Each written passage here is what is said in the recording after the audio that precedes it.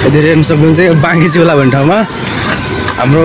सजिलो इन्टरनेटको फाइबर चाहिँ यहाँ अब खै हिजो 12 बजीसम्म हामीले अब चलाइगयौँ रातिको 12 बजीसम्म त्यति पछाडि हामीलाई थाहा भएन यति पछाडि फाइबरहरू छोडिदिएको छ यो भौमा यो पुल छ यो पुलदेखि यता यो पुलदेखि त्यो पुलको बिचमा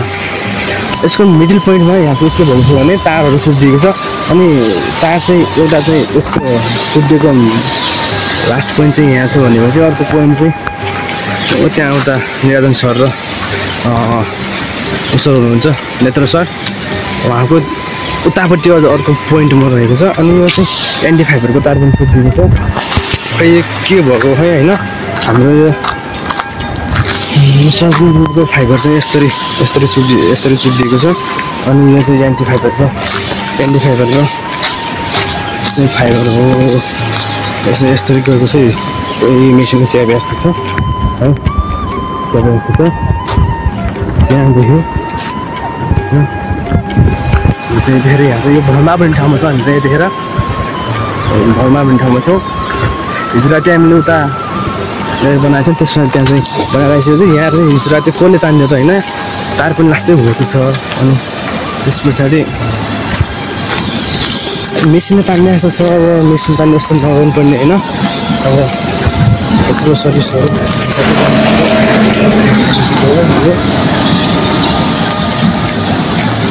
यस्तो सब नगर्नु पर्ने हुन्छ त्यो भएन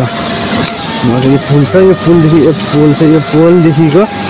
अब त्यो पोलको मिडल पोइन्टमा अब हामी चाहिँ के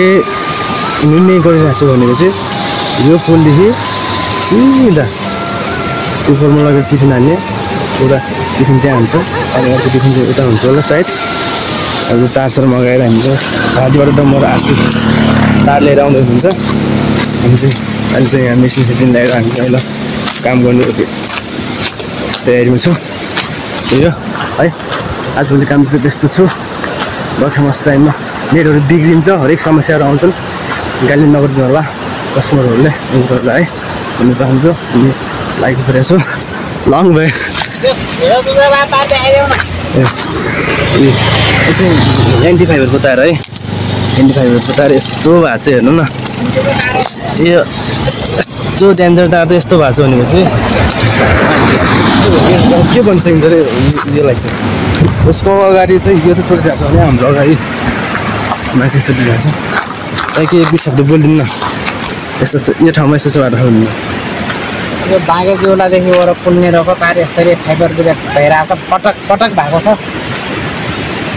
यसलाई अब हामी यता तल हाल्यो तलबाट पर लिन्छौँ अलिक सुरक्षित टेक माइनले हाल्यो म टेक माइनमा हुँदाखेरि मैले हालेँ हो हजुर अहिले म यता आएदेखि